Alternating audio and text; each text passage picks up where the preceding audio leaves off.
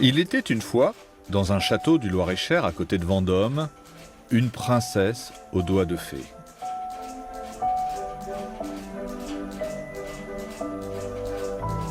Marie-Hélène Poisson dessine de folles arabesques qu'elle découpe, cisèle, grave.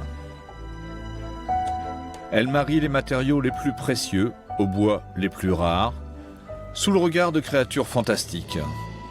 Ces gestes ont traversé les siècles depuis Louis XIV. Marie-Hélène Poisson est le seul artisan d'art à se consacrer uniquement à la marqueterie boule.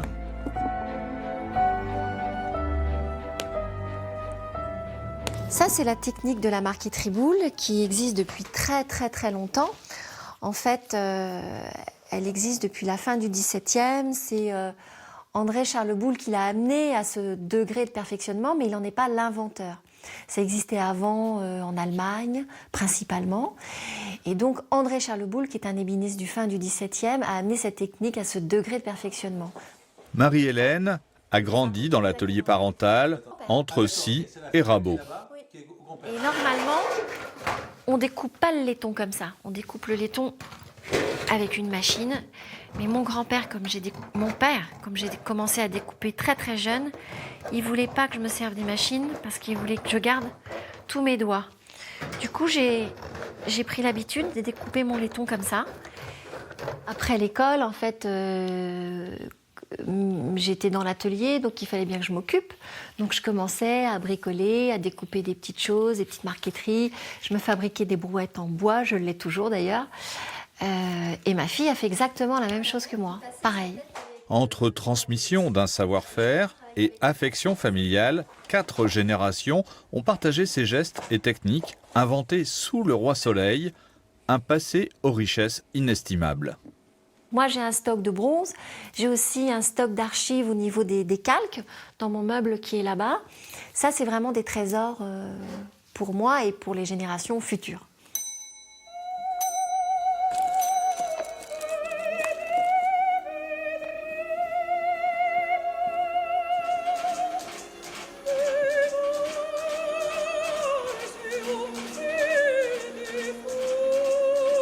L'atelier MHP pour Marie-Hélène Poisson est accompagné et suivi de près par la Chambre des métiers du Loir-et-Cher. Donc là, vous avez une marqueterie à la Bérin, plutôt oui, mais début du règne. On n'a pas ce métier et on a énormément de patrimoine bâti, donc ça peut être un plus, je pense, à des petits propriétaires de châteaux, etc. C'est un métier d'art qui est unique sur le territoire du Loir-et-Cher, donc bon, je pense que ça peut être intéressant de par le fait qu'elle imagine aussi la transmission de son savoir-faire auprès de sa fille. Donc ça, c'est découpé. C'est en fait une première et une contrepartie en écailles de tortue, laiton et argent. Donc je l'ai découpé et après je l'ai gravé. Des travaux de restauration de meubles boules, mais aussi des créations qui chaque année se retrouvent à Paris au Carrousel du Louvre.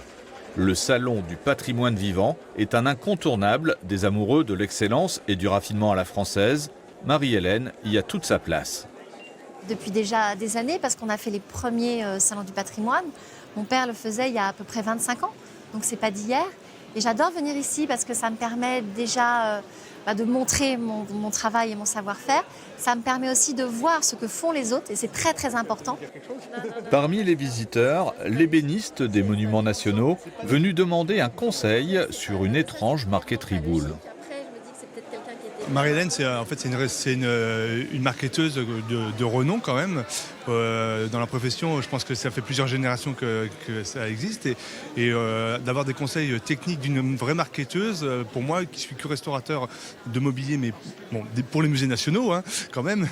Mais l'idée, c'est d'avoir un conseil technique et comprendre comment ça a été découpé pour voir si c'est vraiment un apprenti qui l'a fait ou un marketeur professionnel. Si les fastes du Louvre sont une évidence pour maman,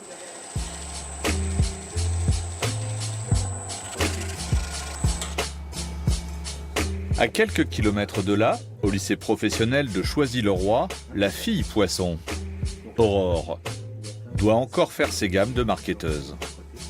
J'ai été briefé, entre autres, par sa maman qui m'avait dit, voilà, je veux une succession et une pérennisation du métier. Et donc, elle m'avait dit, Aurore, elle serait la bienvenue si tu l'acceptes dans ton atelier pour pouvoir justement la promouvoir dans le métier de la marqueterie.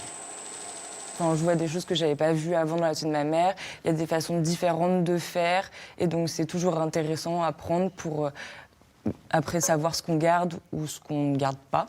Et se faire la propre opinion de comment on veut finalement faire son atelier avec ses règles et ses propres façons de faire. Après la marqueterie au lycée, ce jour-là, Aurore retrouve sa mère devant sa deuxième école. Bonjour ma chérie. Ça va? La prestigieuse École Boulle, là aussi, une histoire de famille. Pour moi, beaucoup de souvenirs, parce que mon grand-père a fait cette école. Il y a très longtemps, moi j'ai des souvenirs, mon père me racontait qu'il traversait le faubourg Saint-Antoine avec une charrue à bras, c'est à peine imaginable aujourd'hui quand même. Mon père est passé par Boulle, moi j'ai fait l'école Boulle en marqueterie, ciselure et gravure. Et maintenant Aurore est aussi à Boulle en dessin ornemental et gravure l'année prochaine, donc elle a fait aussi l'histoire de l'art. Donc voilà, c'est une suite logique, une continuité, et pour moi c'est important.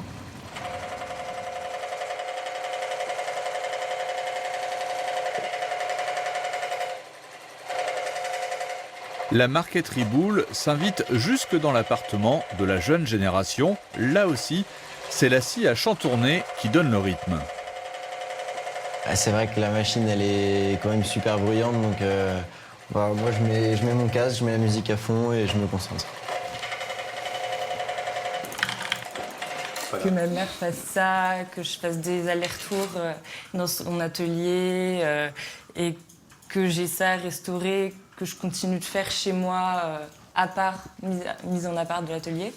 Donc ça prend quand même une place assez considérable. Je voulais que tu viennes un petit peu quand tu es avec moi, parce que c'est toujours intéressant d'avoir le contact clientèle. Donc je t'emmène, voilà. En travaillant 2 jours par semaine pour l'entreprise de sa mère, Aurore découvre toutes les facettes du métier et c'est aussi la relation client. Alors Aurore, sur ce genre de petit coffret, qu'est-ce que tu penses être capable de faire toi aujourd'hui? Je pense être capable de nettoyer déjà les marqueteries, Oui.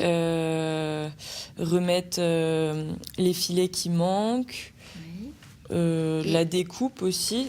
À l'heure des travaux pratiques, Aurore se retrouve l'ouvrier de sa mère, un patron bienveillant mais exigeant.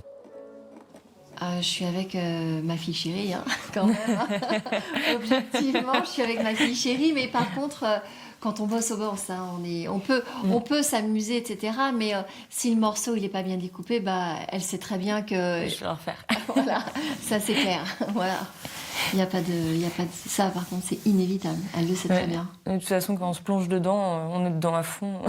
Donc. De toute façon, on n'a pas le choix. Le morceau est pas beau. Elle va le voir toute seule. Elle va pas. De toute façon, si elle me dit rien, c'est que c'est bon. Si elle vient vers moi en me disant regarde, qu'est-ce que t'en penses? Donc déjà, qu'est-ce que t'en penses? Ça veut dire que bon. Donc non, il faut que ça roule. Alors Aurore, là maintenant, je vais te montrer la coloration de l'écaille. Ok. Alors je t'explique. Là, on a une belle feuille d'écaille de type Carrette. Yes. Entre affection et transmission, Aurore hérite d'un savoir-faire unique. Pour la génération précédente, la pédagogie n'était pas tout à fait la même. C'était quand même plus dur. C'est-à-dire que moi, mon père, j'avais une grande table Napoléon III. Quand j'ai voulu à 17 ans faire ce métier, il m'a dit bon voilà, il n'y a plus de marqueterie, tu recommenceras jusqu'à ce qu'il faut, mais tu la découpes. Voilà. Donc c'était plus à l'ancienne, mais bon, c'était une autre époque, hein, mais bon, ça fonctionnait aussi. Après, hop, ça fait... Il n'y a pas que sa fille chérie qui bénéficie de ses conseils. Marie-Hélène Poisson transmet ses connaissances en marqueterie Boulle au-delà du cercle familial. À travers des ateliers ouverts à tous, elle tient à enseigner son art sans réserve ni secret. C'est bien de pouvoir transmettre, parce que moi j'ai souffert ça en étant jeune, des ateliers fermés où on gardait tout pour soi, on disait rien et c'est un peu dommage. Donc non, après c'est une question de savoir-faire et puis tant mieux si elle se débrouille, c'est très bien. Je ne peux pas restaurer tous les meubles boules de la terre. La marqueterie boule se décline aussi en travaux manuels pour Cléo, 9 ans, une élève particulièrement assidue. Tu rentres bien à l'intérieur.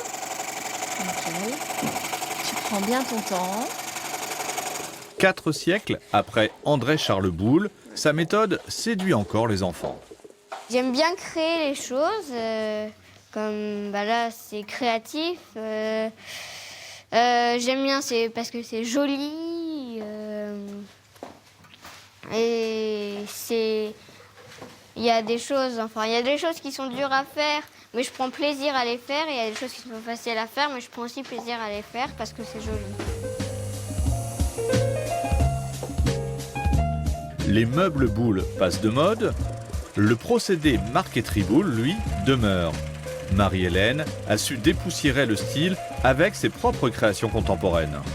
C'était peut-être une envie de faire un petit peu autre chose, de faire évoluer aussi le métier pour montrer qu'il n'était pas figé dans le XVIIe et le XVIIIe siècle. Donc à un moment donné aussi, étant née dans la marqueterie, j'avais peut-être envie de poser ma touche personnelle.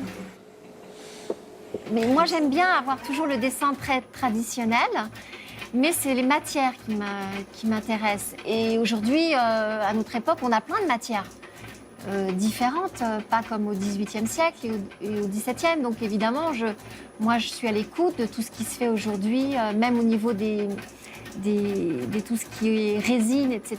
On peut travailler les résines et les découper. Et on peut les colorer, donc on peut incruster des choses dans ces résines. Royale, familiale, patrimoniale, la marqueterie boule, portée par Marie-Hélène Poisson, intègre désormais le champ des possibles pour les générations de créateurs à venir.